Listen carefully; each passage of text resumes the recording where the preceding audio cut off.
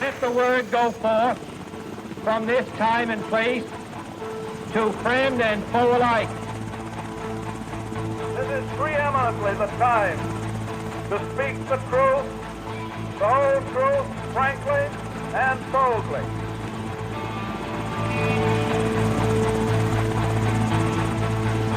History doesn't have to be boring, buttoned up, or inaccessible. And it certainly didn't end in 1945. It belongs to all of us, and we share and add to it every day. Welcome to the History A Go-Go podcast, where I interview interesting guests, cover a motley crew of topics, and it's a place where you can sit, think, and drink all at the same time. I'm your host, Rob Mellon. My guest today is Scott Dawson. He is a nationally known historian from the Outer Banks of North Carolina. He is also the president of the Croatoan Archaeological Society, which has an ongoing research project partnering with Dr. Mark Horton from the University of Bristol in England. Mr. Dawson also serves on the board of the Outer Banks History Center. For the past decade, he has been instrumental at the archaeological dig on Hatteras Island, where they have located an abandoned English colony from 433 years ago that appears to have assimilated with a native tribe there. For over 400 years, the mystery of Roanoke's Lost Colony has puzzled historians and archaeologists alike and has spawned conspiracies until now. Mr. Dawson's book, The Lost Colony in Hatteras Island, reveals tantalizing clues to the fate of that colony. And the author is with us today. Welcome, Scott. Thanks for having me. Well, Scott, it is tradition here to accompany the conversation with a special brew. Today we have Hazy Little Thing IPA from the Sierra Nevada Brewing Company of Chico, California, and in your neck of the woods, Mills River, North Carolina. Juicy hops and silky malt meet in this Hazy Little Thing, which is available at the Hy-Vee Wine and Spirits in Quincy. Now, for the listeners, you already know the best way to enjoy the podcast is to get the featured brew so you can think and drink along with us. Remember to subscribe to the podcast. It's the only way to get new episodes immediately when they're released. Like our Facebook page and leave a comment. If there is a topic you'd like to hear from History A Go-Go, just let us know. Suggest a future beer as well. If we use any of your suggestions, you'll win a gift card. And to all the listeners from all over the country and over 40 countries around the world, thank you for your continued support and cheers. I really appreciate it. And of course, this is really fascinating. But the Lost Colony of Roanoke has captured the imagination of several people over generations. It's been misinterpreted in schools and even found its way into pop culture with fictional tales and horror movies and things like that. Why are so many people drawn to the story, and what's legend and what's reality? That's a hard question to answer, I guess, because I don't know what motivates people to be drawn to it. But I think that it kind of begins in the 20th century with the Lost Colony play in 1937. At least the mythology, the kind of myth version of the history begins then.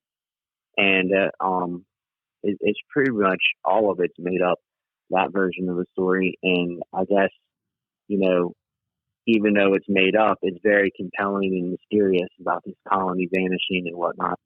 And so because of that, all the horror stories and the pop culture and things run with it. But the real history is even more fascinating, and no one knows anything about that. I guess the biggest myth, if I had to pick one myth, is this idea that the colony only left one clue as to where they had relocated this mysterious word, Croatoan, written on a palisade, which sometimes they say is a gatepost, sometimes they say is a tree, whatever. It was on a palisade, and they say no one knows what this word Croatoan means. Dun, dun, dun, thus they're lost, which is totally incorrect. Croatoan is the old name of Hatteras Island. We know that, and they knew that then. They have it on the 16th century maps.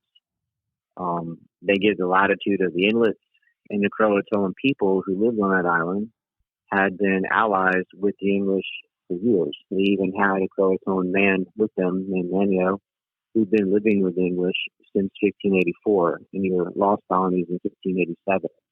He'd been to England twice and back to the New World again, and he was living with the colony, spoke English, and there was a war between the Shackleton Indians, which were on the mainland, and the English before the colony ever arrived. And the Shackleton Indians were also enemies of the Croatoan. And so there's this whole story of 3 different voyages before the colony even got there that are never mentioned. And you really kind of have to understand what went on before the colony got there to understand their ultimate fate. And the way that the mythology always portrays the story is they start in the middle, like Star Wars, and they go to the 4th voyage. They don't talk about the 1st, 2nd, or 3rd voyage at all. And they just kind of say the English landed on Roanoke Island and needed supplies, and the governor left, couldn't come back for 3 years. He does, and it's this weird word on the tree. But it was never a mystery word on the tree. It was a well-known place and people that they'd interacted with. It's just a simple case of abandonment. Nobody went to where they knew they were. So that's why we did and dug them up. So if we go back, as you mentioned, in England prior to the establishment of the colony, and I had some misconceptions, and I know in our communication back and forth, you corrected me on that, and I appreciate that. But if we go back to Sir Humphrey Gilbert and Sir Walter Raleigh, what's their preferred relationship to the Queen, and how do they get tied to these expeditions? Okay, so Humphrey Gilbert is a little bit before Raleigh, and they are related. He presents the Queen along with a bunch of different financial backers and political people like Richard Hakluyt, the court historian, and they basically present the Queen with this document on how to annoy the King of Spain, is what it's titled. And they push for the Queen to explore new lands, or under the guise of exploring new lands for, quote, science, they could go to the New World and pirate the Spanish and look for a northwest passage to China as well. So they had several objectives that they wanted to do. Gilbert was really, for him personally, he was really obsessed with a northwest passage to Asia. They already knew about the New World. Spain had been in the Caribbean and Florida and Mexico for 92 years, but they didn't know much about really north of South Carolina, what was there. And they did a couple voyages in 1577 is when he finally gets permission from the Queen. And they do a couple of voyages to Canada, and they land in Newfoundland, and they kind of trade with the natives, and it's very unproductive, and they never find a Northwest Passage, and they never find any gold. And there's all kinds of trouble along the way with storms and things. And on the 3rd voyage, they drowned. Humphrey Gilbert, and they're all hands are lost. And on that voyage, Sir Walter Raleigh was on a different ship, and he's lucky because they ran out of food, so they turned around and went back to England, and they're the only ones that survived. Everybody else that pressed on drowned. The ship that Gilbert was on was called the Squirrel. Anyway, when that happened, the Queen kind of shifted things to Raleigh because he is the only one left, and he gets a patent to try to do the same thing. But Raleigh is less concerned with finding a Northwest Passage to Asia. His goal was more to hurt the Spanish in any way that he could, because while they were not technically at war yet, kind of like the United States was never technically at war in Vietnam as a police action, they were at war with Spain by all intents and purposes. They had a double proxy war going on where Spain at that time had conquered the Netherlands, which is, I'm sure most people know this, but just south of England across the canal there. And they were rebelling. The Dutch were rebelling against Spain, and England was helping them in that rebellion, like giving them weapons and forces. And everything short of English troops.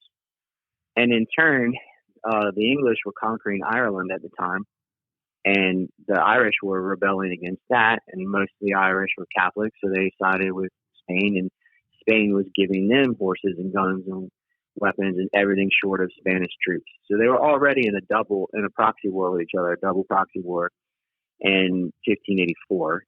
And when the next year in 1585, they go ahead and declare war, and it's all out. But the high seas pirating back and forth that the English and Spanish were doing to each other had been going on for a decade already. So Raleigh wanted to find a place in the New World that would be a good spot to rob the Spanish on their return voyage going back to Spain.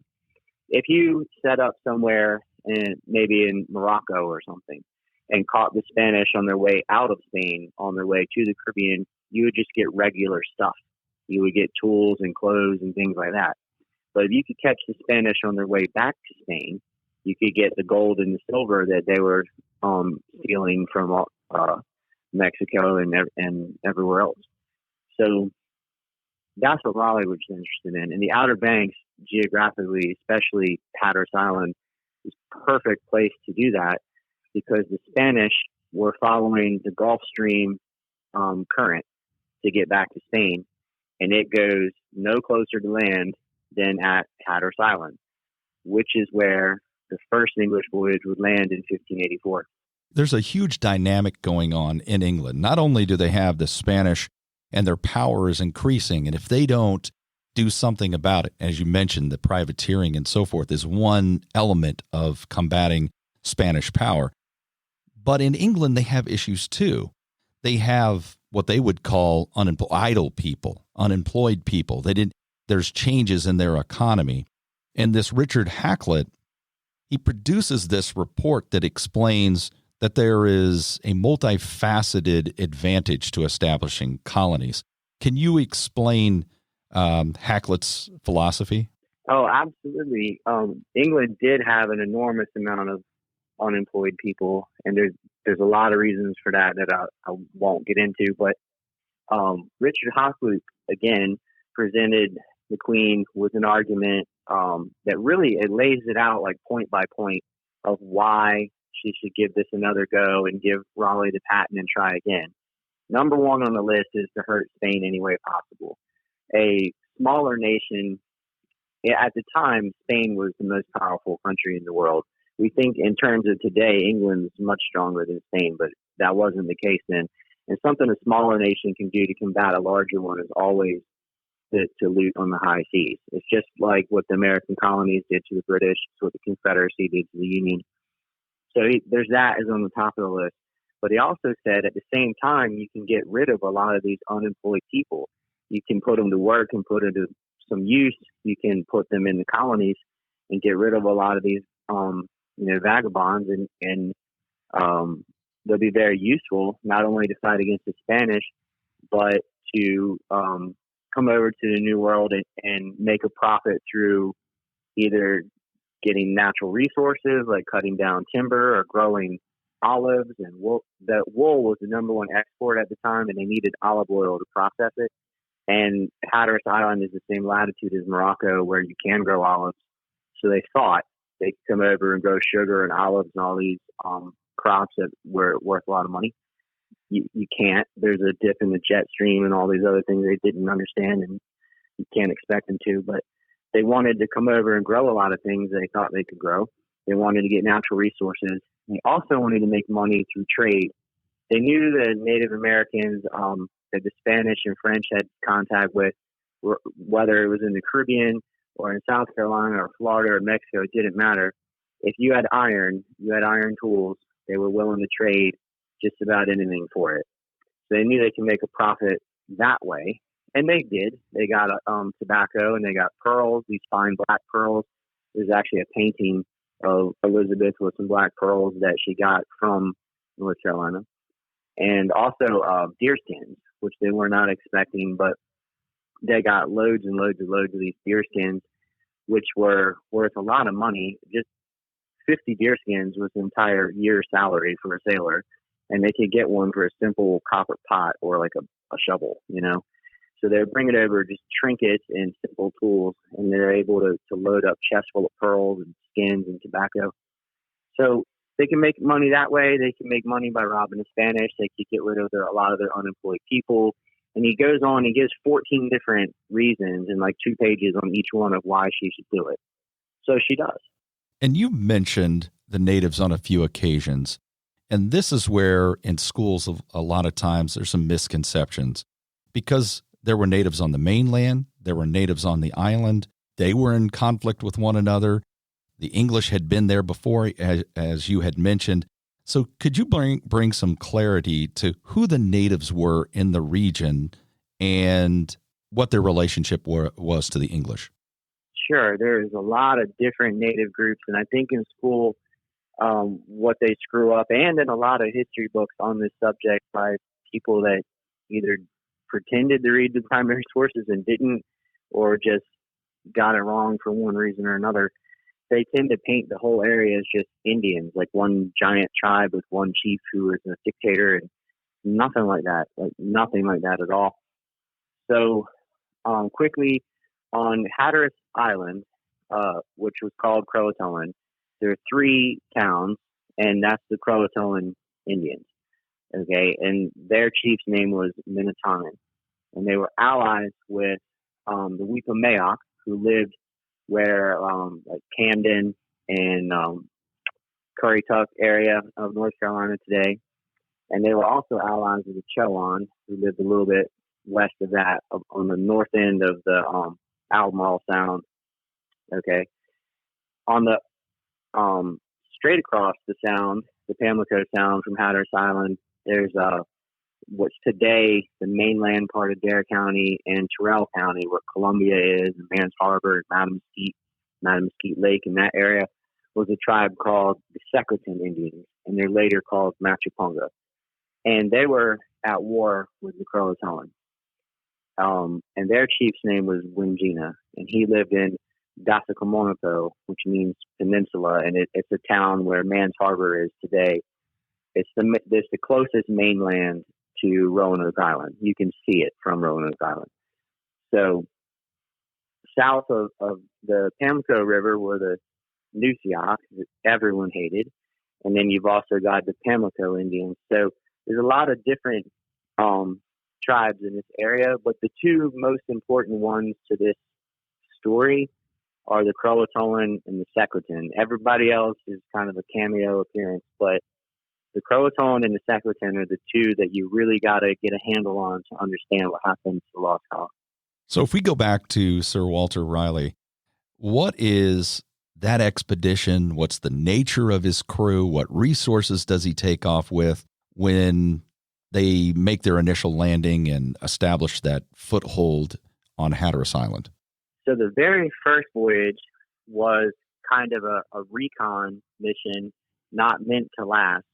Before they sailed around with all these ships and people, they wanted to get a handle of what are they getting into. So they send 2 ships under Captains Philip Amadas, who is a pretty established military man, and Arthur Barlow. And Arthur Barlow is the one whose written account survives, and it was collected. Richard Hakluyt, who you mentioned earlier, he collected all of the articles written by all the ship captains from all of the voyages and compiled them into a book, because he was a historian. Thank God he did that. It makes it a lot easier to find everything. But Arthur Barlow and Philip Amadas came over in 2 ships, and they landed at Hatteras Island. They came into an inlet called Chancandepico, which means that which is deep and becomes shallow. They took a left and landed on what modern day Buxton, in the vicinity of where the high school is today. And when they got there, they stayed for 6 weeks, and they lived in military field tents. They didn't bother building houses or roads or anything like that, because they knew that they were not going to stay. They wanted to come, and like I said earlier, they wanted to make note of what resources are here, what profit can be made from trade, what are the attitudes of the natives like, and basically, what are we getting into before we send everybody over here? Let's figure out what's going on. And part of the argument Hakluyt made too was that when they go to the New World, they should do the opposite of what Spain had done, which is pretty much just genocide, and be friendly to the natives and learn their language so they could communicate with them better, and they could maybe even train the natives to be soldiers against Spain. At one point, that was an idea. But if nothing else, to just have allies to help them eat and learn about the land and the animals, the plants, and how to hunt whatever's there, and how to grow food there, and how to survive. So they take two natives named Manteo and Wanchese. Today, there are towns on Roanoke Island named Manteo and Wanchese. Neither one of them was from Roanoke Island. And in the popular play, they're chiefs and they fight each other. That's all made up. Neither one of them was a chief. They never fought. None of that's true. But they are real people, that they're from Hatteras Island. And they were young. They called them lusty fellows, which means they were pretty muscular guys. And they chose these guys to go back with them to England so they could learn the language. Pretty much anyone could have taught them the language. But they wanted these healthy young guys because they dressed them in head to toe with leather and pearls and all the things that they found over here. Basically used them as male models to entice investors. And in the second voyage, 6 of the 7 ships that are going to come over here will be financed and owned by leather merchants. The largest ship, of course, is going to be Queen Elizabeth. It was called the Tiger. It's actually built by her father, Henry VIII. But they're using these Indians as props, basically living props, to show off the leather so they could get investors, and it worked. But they were not chiefs or any of that stuff. So when they came over, they brought what they had heard. Hakluyt had studied the French who had been in Charleston. Of course, the Spanish had slaughtered that colony in the 1560s, but the French told them the things that you want to bring over are metal tools, anything glass, whether it's a mirror or glass bead, any kind of glass, because they thought it was interesting. You can create fire with it, magnifying glasses and things, and any kind of copper, any metal really. And so they did. They brought all that stuff over, and it was 100% correct. That is what the natives wanted. So they called it wasador, which is any metal, and they were able to trade simple tools and copper and glass and beads and things and get all the pearls and skins and tobacco. And they also were interested in the land, and so they tested the soil. They planted some peas, and the soil on Hatteras Island is actually alluvial. It's the same as the Nile River Valley. You can grow whatever you want there, even lemons.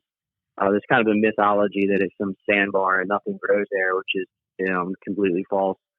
So that was pretty much what the first voyage consisted of. And they did meet the Secretan as well. They did not meet the chief, but they met his brother. His name is Brengonomeo. And they got along with everybody. So there was a small honeymoon period there where the English got along with everyone. Of course, the Croatoan, as soon as they, were begging the English to attack the Secretan. They told them a story of how the Secretan had, tricked them, and they'd had a war. It ended. They were throwing a feast to celebrate the ending of the war on the island, and the Secretan had hidden weapons. And after they ate and danced and were in their temples praying, these temples called matricomics, that the Secretan snuck in there and slaughtered about 30 people and took a bunch of women off as slaves. So the Croatoan were very, irritated about this, and they promised, hey, if you help us defeat them, you can have all the pearls you want. We're not interested in any of that stuff. We just want revenge. And the English wouldn't do it in 1584. That would change later. But in 1584, everybody was cool, and there weren't any problems. So that was the initial voyage. So you have that settlement, and the reality is the English, which solves some of their issues with their idle workforce, but the reality is they don't have very much skill. They don't have very much will to be there, little experience. They don't have any seeds to plant to sustain themselves. Is that where the problem begins? Just they can't feed themselves, and then they start being a burden to the local tribes that are there? No, actually, that's more Jamestown's problem.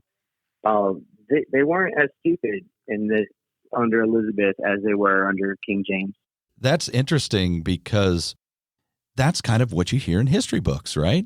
You hear that the English showed up, they didn't have a lot of knowledge, and then they start burdening the Indians. Well, that's true for Jamestown, and it's true for Plymouth. But the Elizabethans were a lot smarter than that, and it's odd that they would go backwards. But part of what happened is the Outer Banks is such a land of plenty that it was easy, and no one died. The English lived on the Outer Banks in 1585 and a little bit of 86. They were here for over a year, and nobody died. Contrast that with Jamestown, who's resupplied every 3 months, and 154 of them died in the first year. That's more people than even came over here. So, I guess they thought Virginia was going to be the way North Carolina is, where there's plenty of fish and food, and it just wasn't the case. But, they were totally ignorant about a lot of things, but they were not starving to death. They did get hungry toward the end. The guys, it'd probably make more sense if I tell it chronologically, but there was a point toward the end of that year that they came in 1585 where the ones living on Roanoke Island were starving. The ones living on Hatteras Island never went hungry. But the ones on Roanoke Island had irritated the Secretan Indians, and the Secretan Indians started to tear up the fishing nets that they had built for them and kind of doing pesky things like that. The English ended up shooting their chief in the back twice and cutting his head off, and it kidnapped people for ransom and burned the village down, and it all turned into, a hot mess or whatever. But anyway, that was more because of conflict with the Secretan. Before that conflict, they were doing great, and then the ones that were living on Hatteras Island were totally fine the entire time.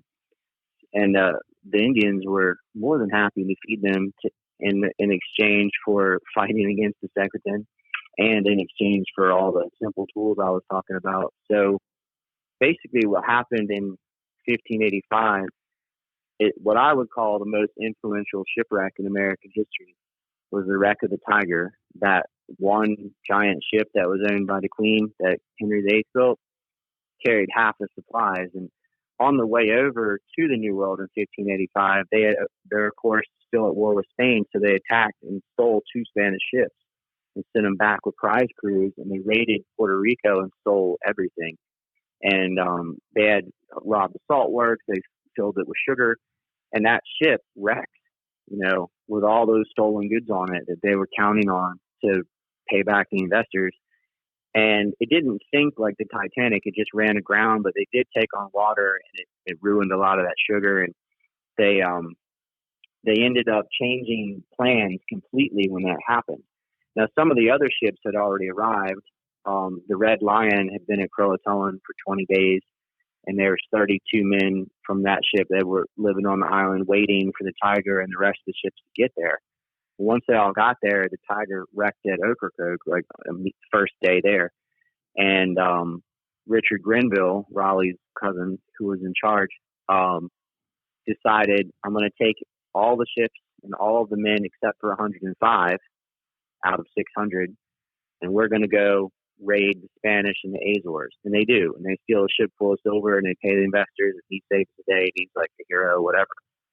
But the 105 guys that they leave behind are now under the direction of a total psychopath named Ralph Lane. Ralph Lane was cruel.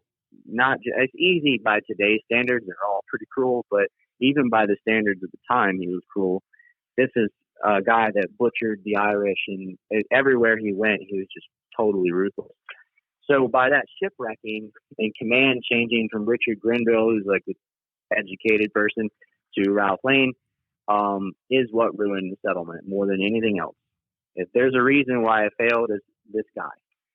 Because as soon as he gets in charge, they burn the village of Oguscocock, which is a Secretan Indian village, and the adjoining fields of grain, which were actually corn.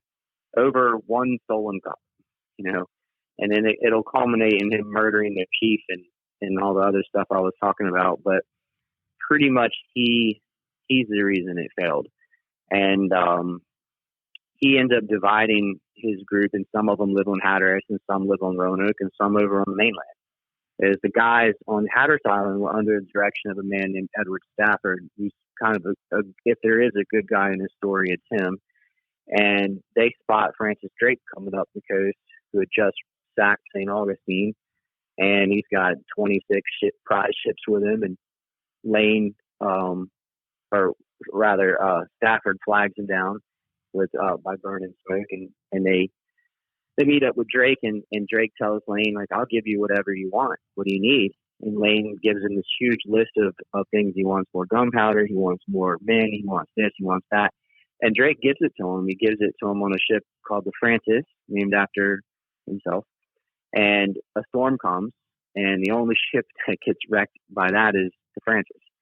So at that point, he's like, I'm not giving you everything you want again. Do you want to come home with me to England or stay here? And reluctantly, Lane decides to go back to England with Drake. And this is in 1586. They got there in 85, and New Year's is in March. But anyway, this is in 86 now, and they all go back to England. Unknown to them is that the third voyage, the 1586 voyage, which is supposed to resupply the second voyage, arrives 2 weeks later. And they have no idea that Lane has ruined the relationship with everybody. So they're about to pay for the sins of the second group unwittingly. You mentioned Sir Francis Drake. Could you just give a little bit of background on him and how he gets tied into this whole situation?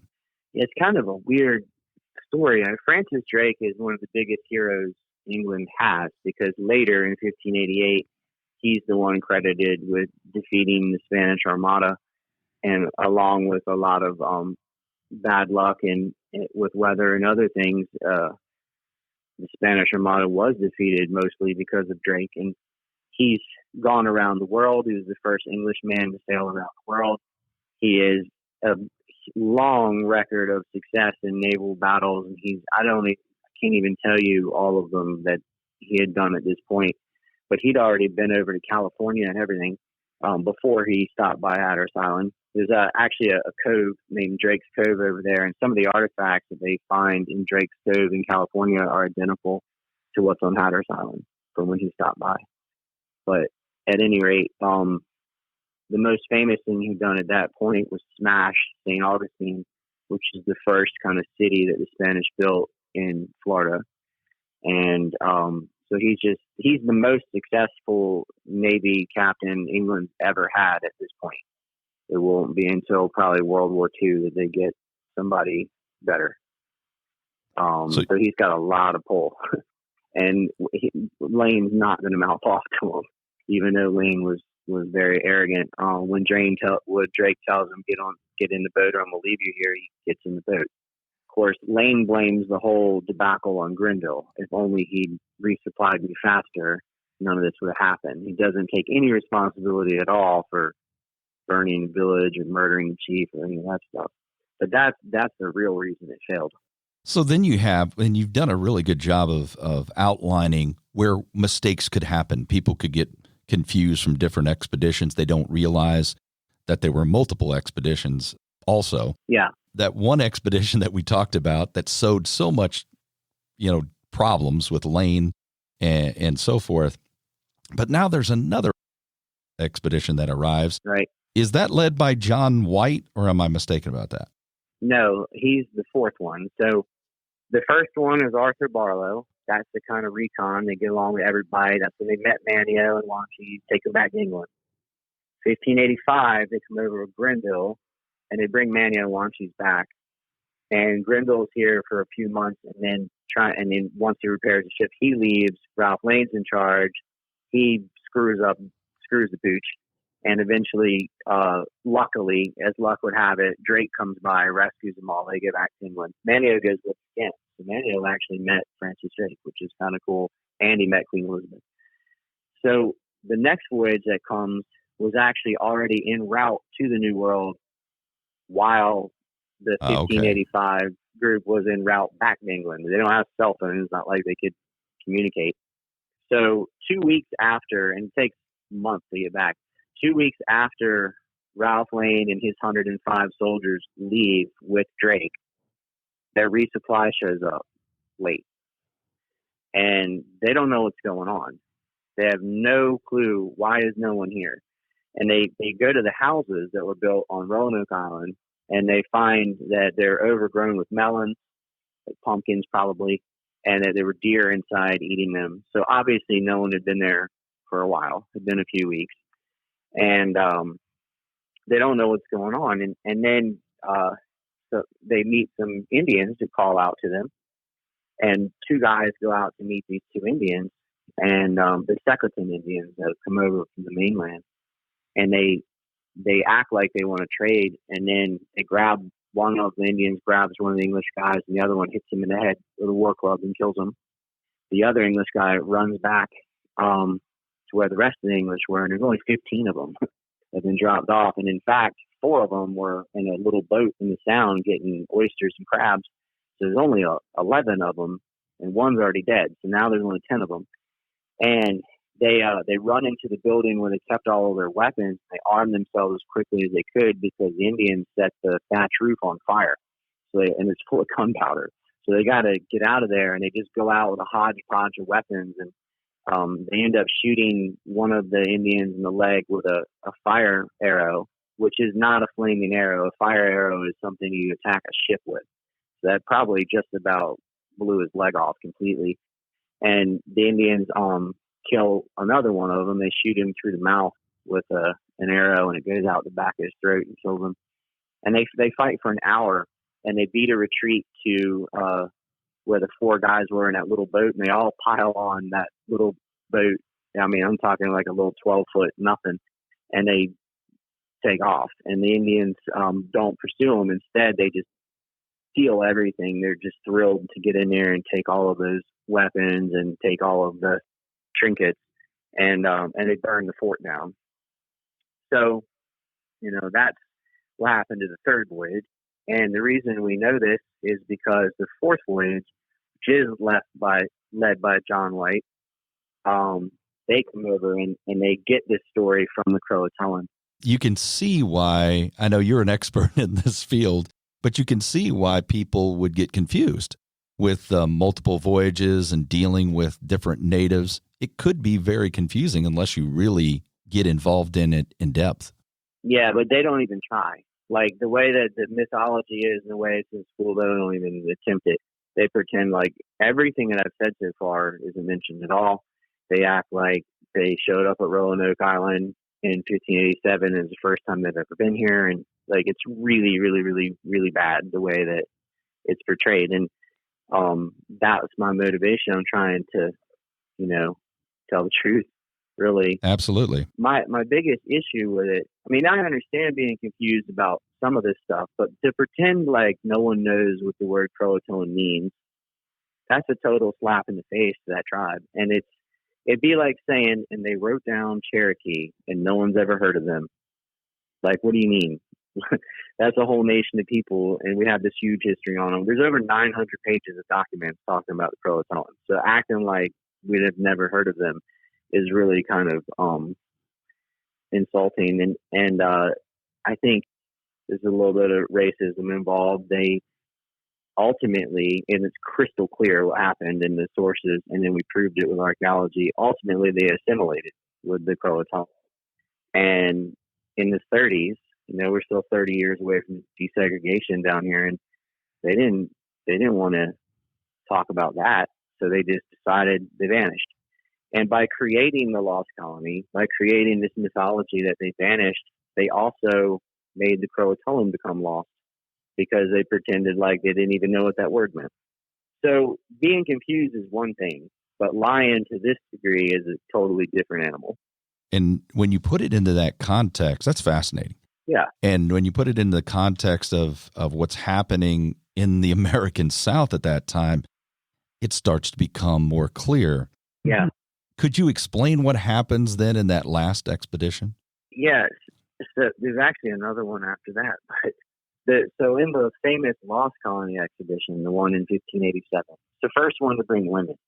So in the beginning, it was all military, stick it to Spain, blah, blah, blah. But this voyage was going to actually try to live here and do like a Jamestown type settlement. And because of that, they wanted to go to the Chesapeake Bay. They knew about it. They'd explored this whole area. The English lived here for over a year. So the Chesapeake Bay makes sense to put a colony, which is why they do that with Jamestown later. It's a very deep harbor, and it makes sense if you're going to have big fat merchant ships coming in and out of there. You need deep water to get the ships up.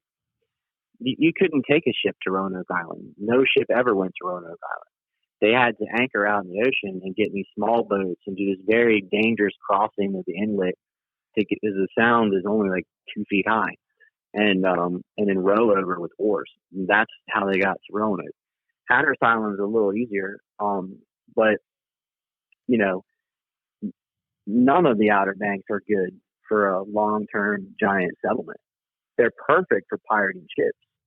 So for that purpose, which is why they came here in the beginning, you can't get it better than Hatteras Island. I mean, it's 90-degree shape like that is not only next to the Gulf Stream and where the Spanish ships are going to be, but you can put a man up in a tower in the woods and see the Spanish ships coming, and they can't see you. With that 90-degree angle, as they pass by, you can ambush them perfectly. It's kind of like somebody walking around a corner, and you're just waiting for them and punch them right in the mouth as soon as they round the corner.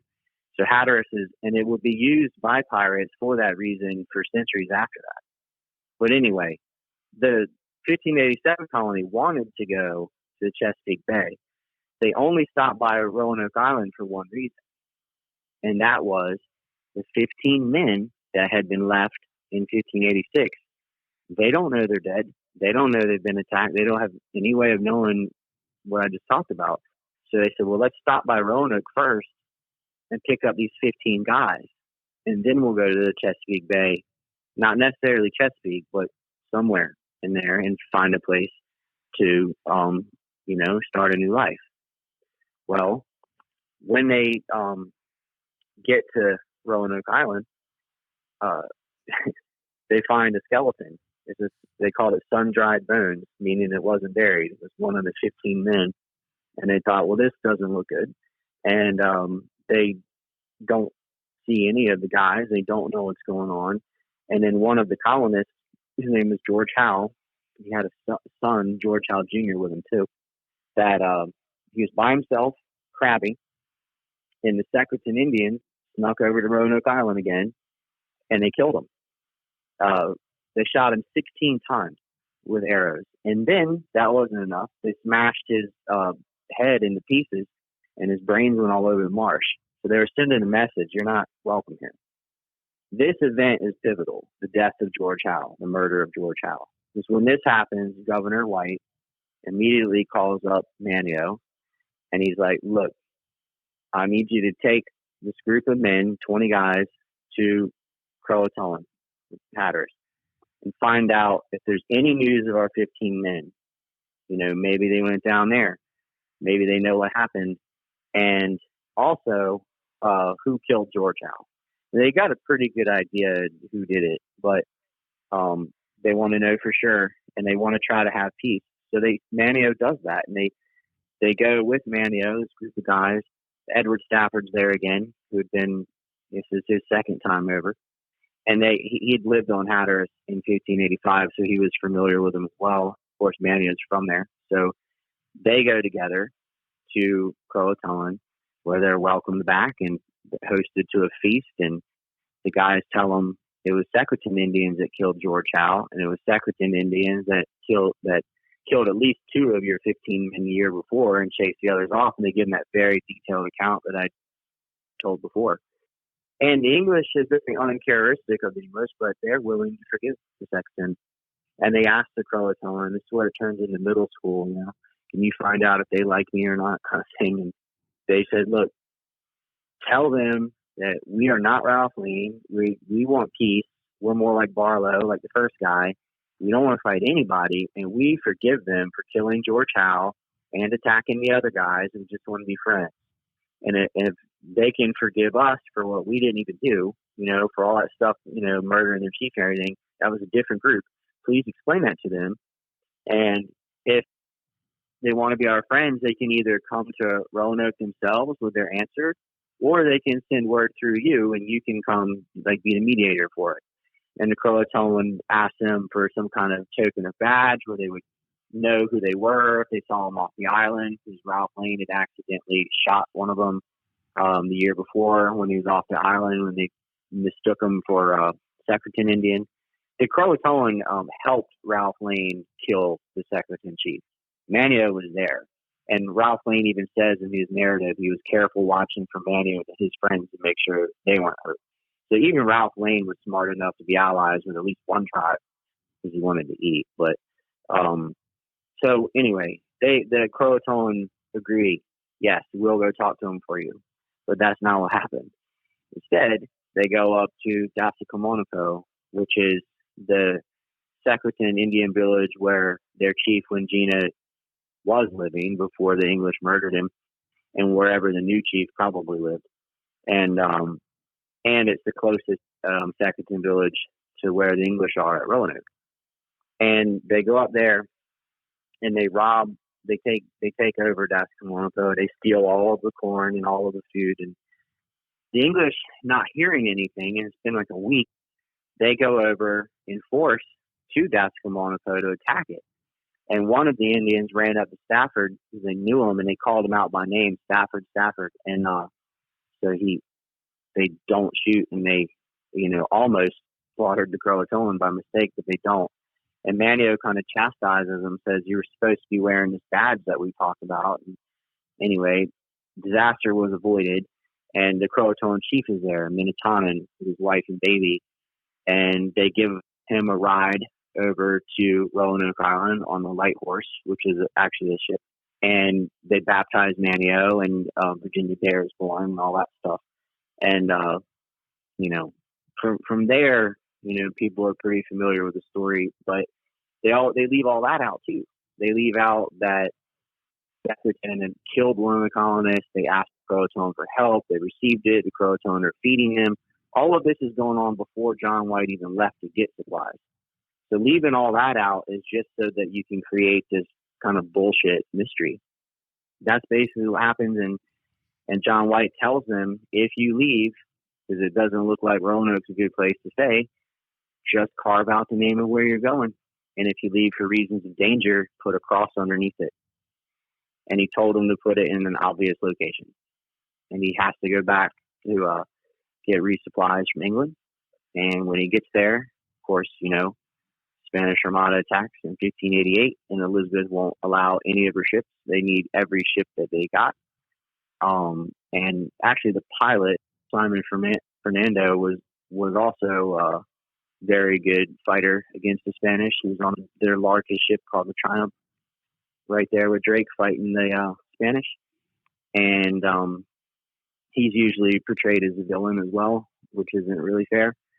The second year, the 1589, White tries again to come back, and they get in a fight with the French, and White himself was wounded 3 times. No one has ever heard of this, but John White, the famous artist that paints all the paintings and governor of the colony, was shot in the side of the butt. He was stabbed in the head with a pike, which is a spear, and slashed in the side with a sword. So he was really messed up. And a lot of the English got messed up. Even though they won this one-on-one fight with the French ship, a lot of them got wounded. So they were not very far into their journey, I think only like 8 miles. So they turned around and dropped all the wounded off, which of course John White was one of them. So he doesn't make it in 1589. Finally, in 1589, he finds a way to get back. He essentially just hitchhikes with pirates because he's so desperate to get back to his daughter and granddaughter and all that. And they spend over a month looting the hell out of the Spanish in the Caribbean. They actually run into Ralph Lane down there, and he is good at fighting, so he's good for that. And they make their way back, and they reluctantly kind of stop by Roanoke Island to check on the colony.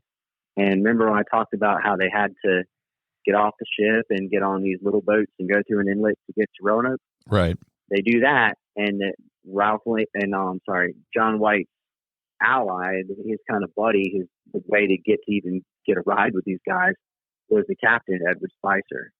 Spicer drowned along with 7 other people, and their spirits hit the toilet when that happened. And the sailors almost have a full-on mutiny, and they don't want to go any further.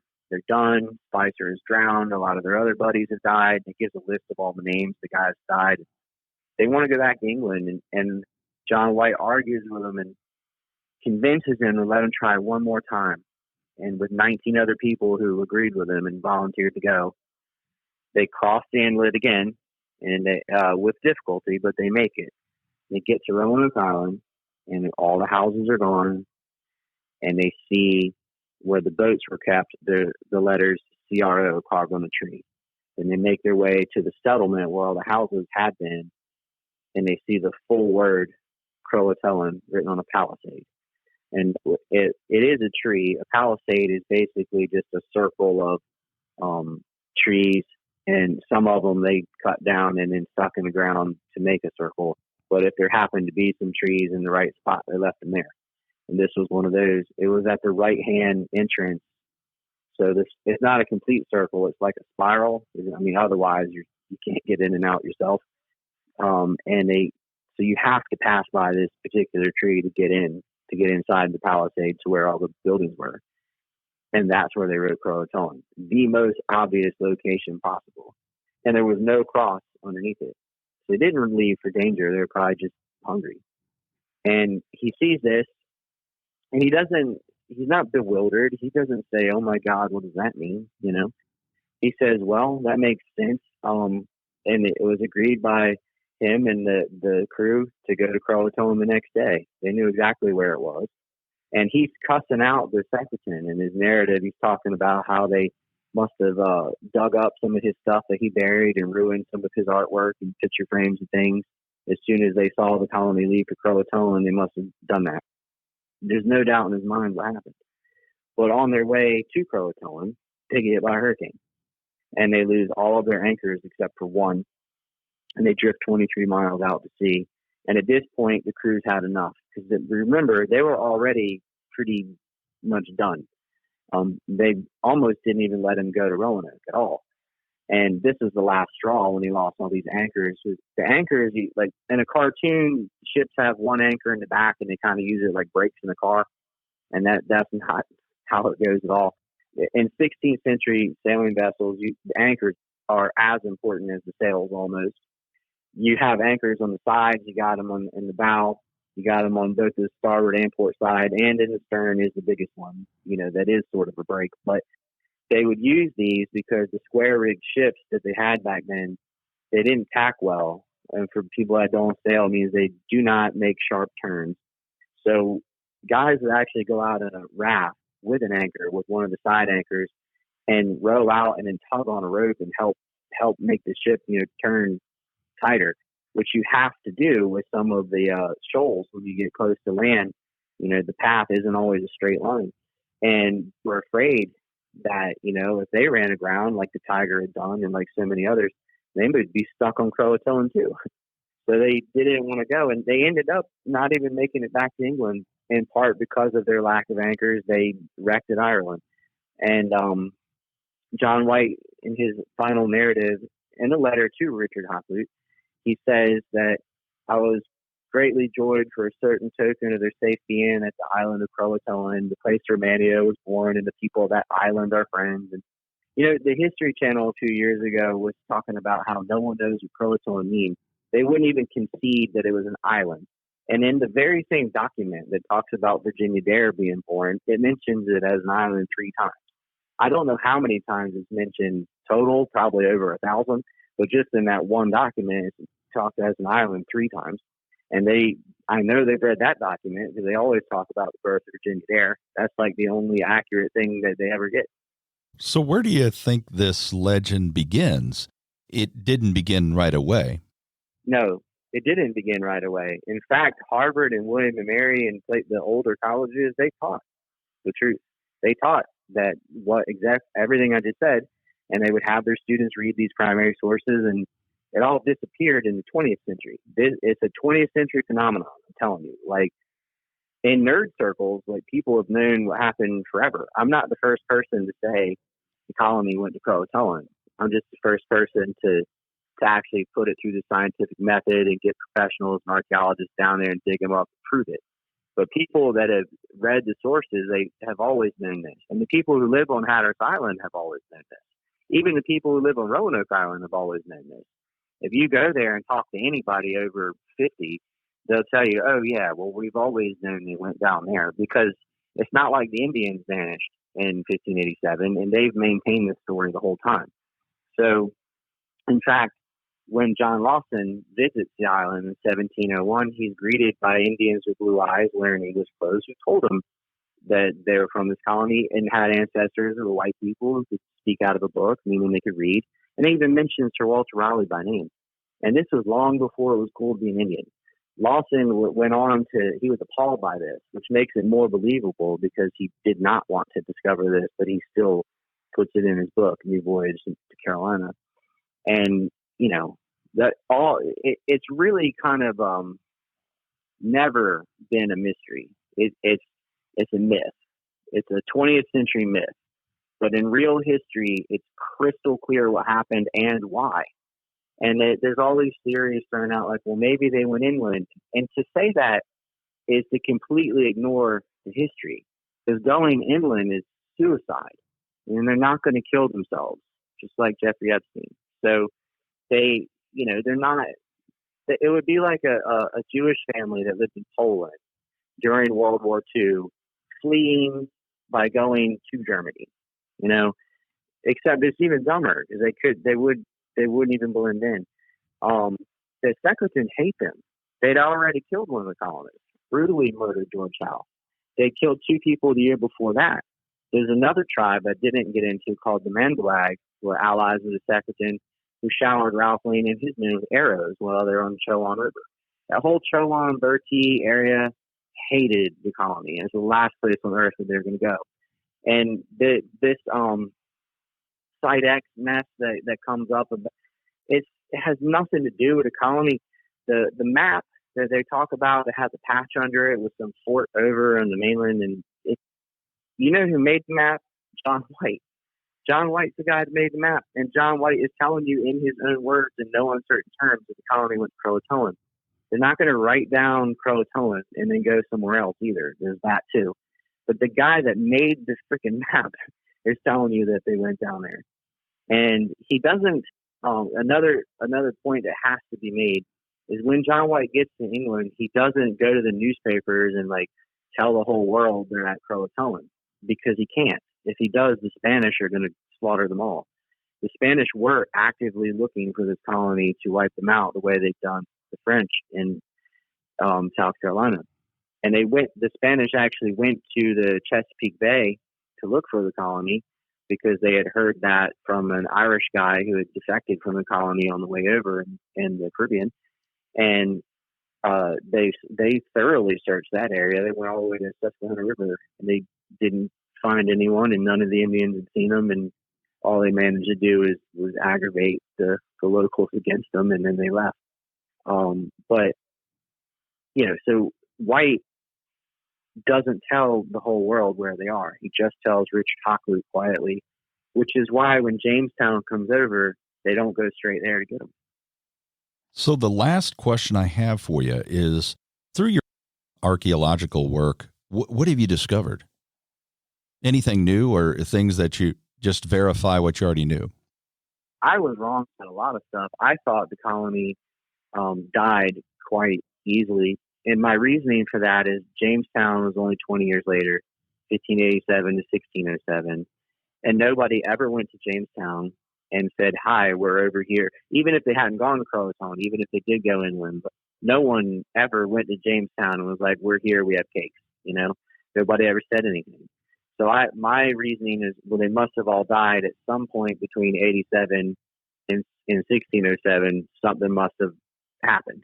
That's what I thought. Just, you know, based on that logic, I was wrong.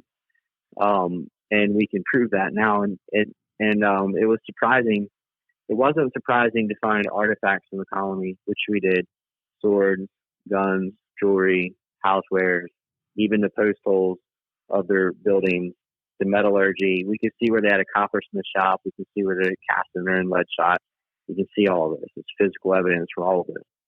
And I was very surprised because it was in the Indian village that you're finding these English houses. I thought they'd have their own little corner of the island where they set up a village, and maybe the Indian village is, a mile away or even maybe just 200 yards away. But I thought they'd be kind of separate. They're not. They may have initially done that, but at some point they moved in completely. And they started building English-style homes and blacksmith shops and metallurgy in the Indian village. It's surrounded by all these longhouses, which the longhouses are what, I know you know this, but for everyone else, that's what the Indians lived in. And longhouses are very easy to identify because they're all over Virginia and everywhere else. And they're always kind of the same. The post holes are round and they have a particular shape, and they're full of fire pits, and they're all full of 90% native material.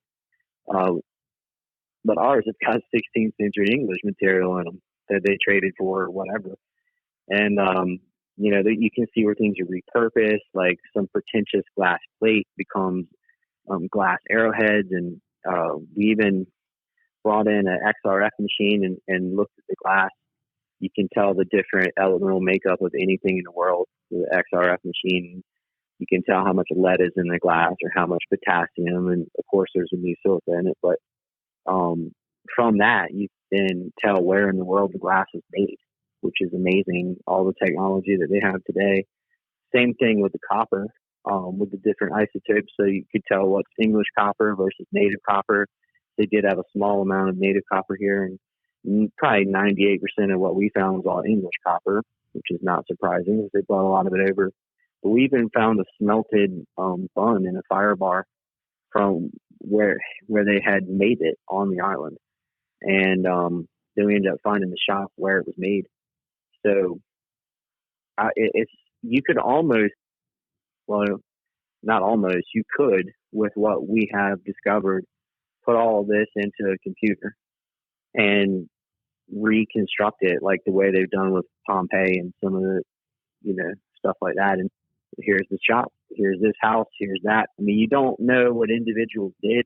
There's still a lot of mystery there as far as all the different stories of whatever was going on, but they lived, that's for sure. And they lived long enough to pass on these technologies because the natives continued to do it, or the mixed race community or whatever continued to do it for a long, long time, several different layers.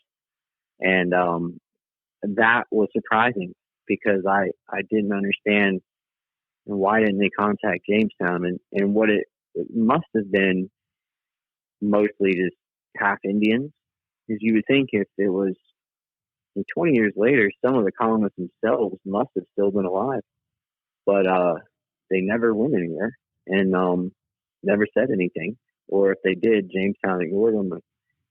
I don't know. They came over to start a new life, and they did. Nobody, people always say, isn't it a shame that they were never rescued? What are you talking about? They were rescued. They were rescued by the Croatoan, and they started a new life in a new world. I want to commend you, Scott, because it's really important work. As you mentioned, there's so many misrepresentations, and you're setting that record straight. So thank you for that. It's a pleasure to do that. And, it's really difficult to get a voice that's as loud as fiction, and it's not unique. Jamestown has to deal with this with Walt Disney's Pocahontas. If you go to Jamestown and talk to the historians around Jamestown, you can get a completely different story than what you thought. If you're getting your stories from Disney, Blackbeard, Billy the Kid, there's so many different historical people and events that get overshadowed by fiction. And this is just one of those examples. And racism may or may not have played a role in it. I think it did.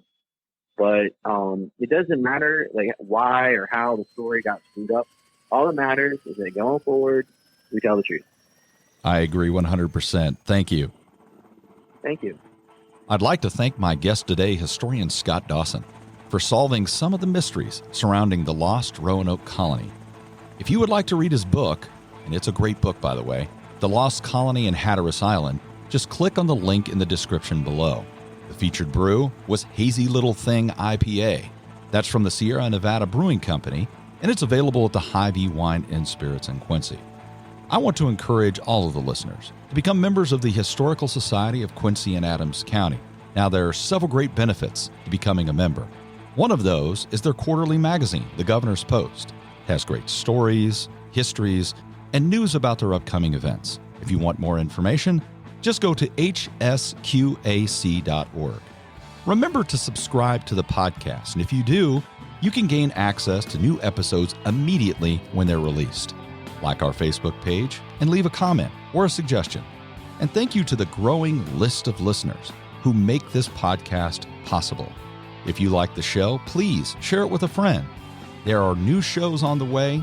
They're every week, new guests, interesting topics. And join us again next time when we talk, think, and drink on History A Go-Go.